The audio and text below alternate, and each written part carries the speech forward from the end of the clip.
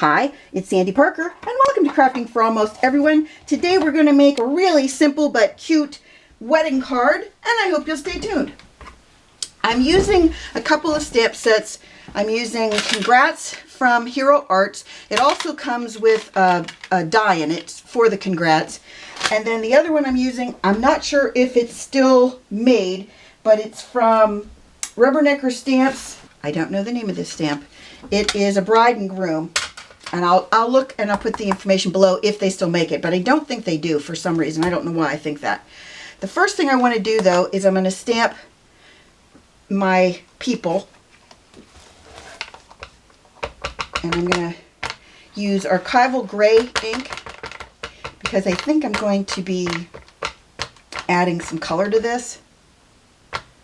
Okay, and I have a couple of Misty tools in here. I have this little corner, and then I used a large magnet to buffer this other side because I want to make sure this card doesn't move, and you never know, it could. Let me ink this again. I like Rubbernecker's rubber stamps are so really well etched and just beautiful, and I like them for especially weddings because I like to be able to make sure that the image is really crisp and nice on cards.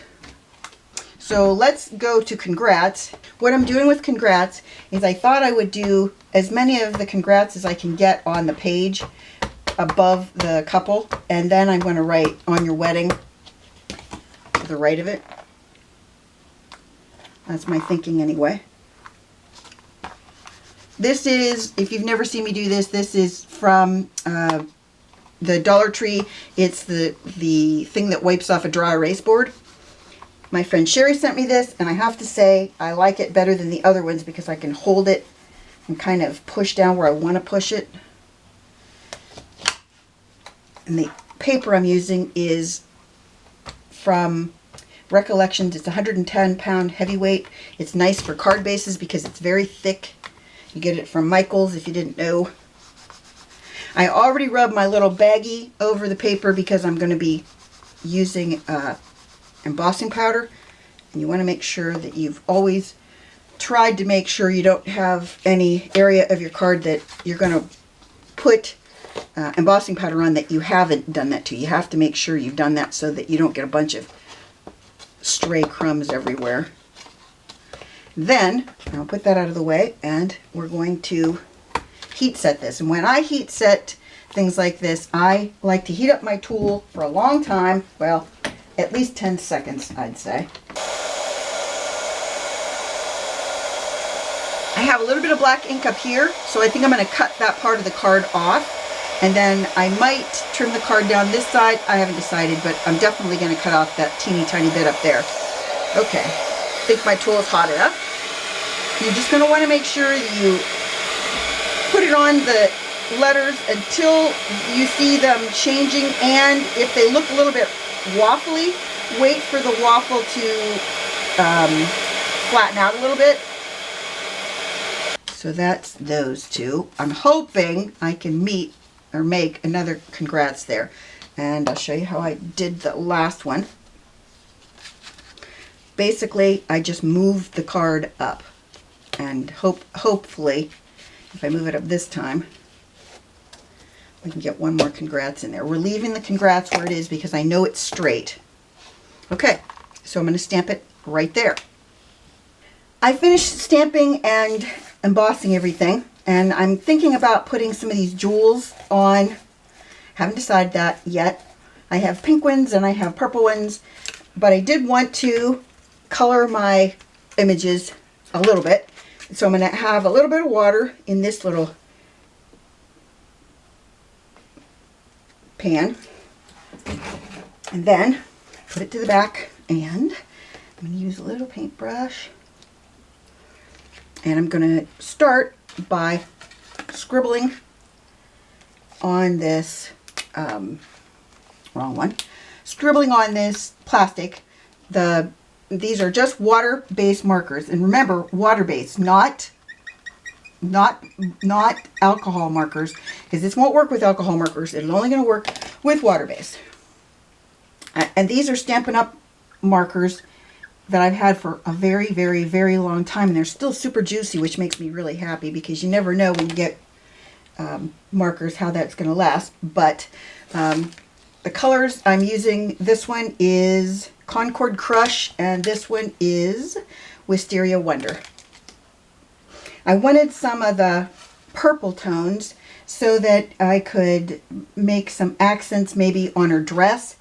I haven't decided that yet. I'm going to do the lighter purple first. I thought what I would do is just kind of outline her dress, make it almost like a shadow. I don't know if I'm going to use that darker purple at all. I was thinking that there was a flower somewhere on her dress, but there isn't, so I'm just going to do what I mentioned, just kind of make an outline. I think this technique is really fun when you're just trying to make a very simple card look like it's not so simple.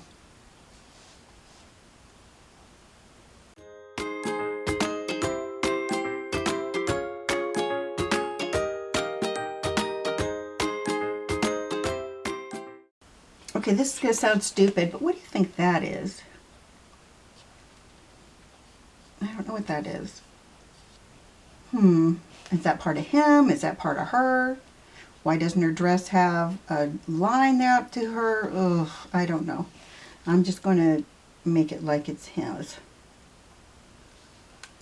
Because, you know, I have no clue what that is. Okay. Then I'm going to use some darker gray. I guess I'm going to wipe my palette. We're going to call this a palette. I'm going to wipe the palette off, and then we're going to color some of this dark gray. And it is, what's it called? Basic black, although it looks gray, to be honest with you. And I think once I dilute this a little bit, it will be more gray, but I could be lying about that. You never know. I'll wet that down. Okay. I'm going to do the same thing for him.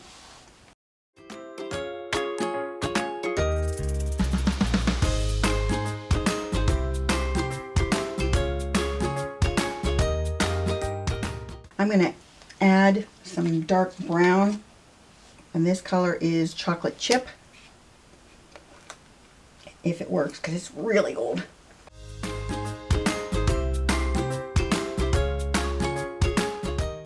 Okay, then I'm going to go black. Yeah, I'm going to go black. I'm going back to the black because I want to make his suit a little bit darker and more consistent in color.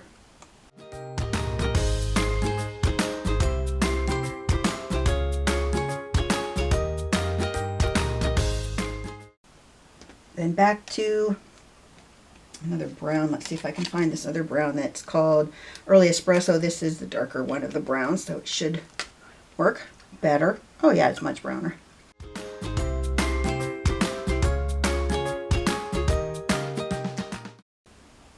Then I want to really dilute some of this black and make it as gray as I can, and make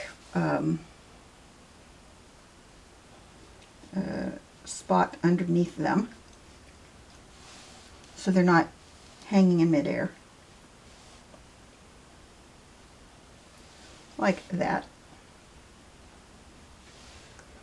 Then let's see, I'm not going to do any skin tones.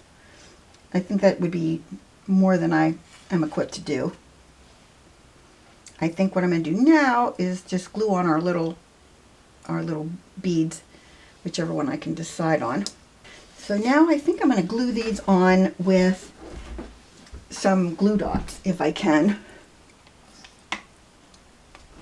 I have some small glue dots that I think should work. Woo! I'll just knock them over. What I think I'm going to do is just lay some of them center them right on the glue dot. If you don't center them on the glue dot and the glue dot's not a lot smaller, then you end up seeing glue dot, and I don't want to see the glue dot. I'm sure you wouldn't either. And the glue dots are almost exactly the same size as these beads. These are leftover diamonds from diamond paintings.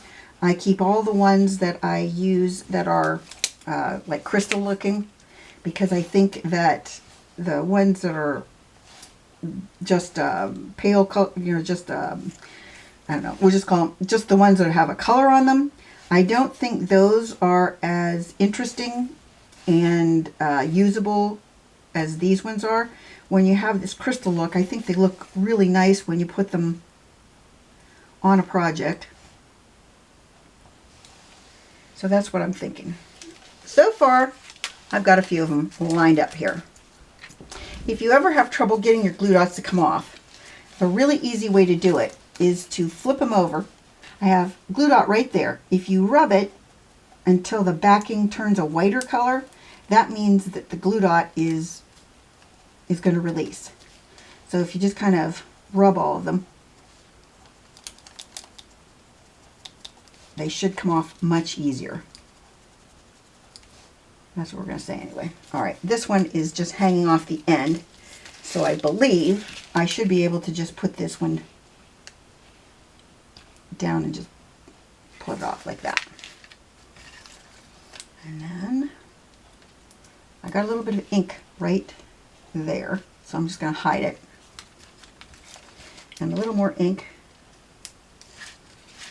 right, oh, now it's stuck in my finger. Why wouldn't it be?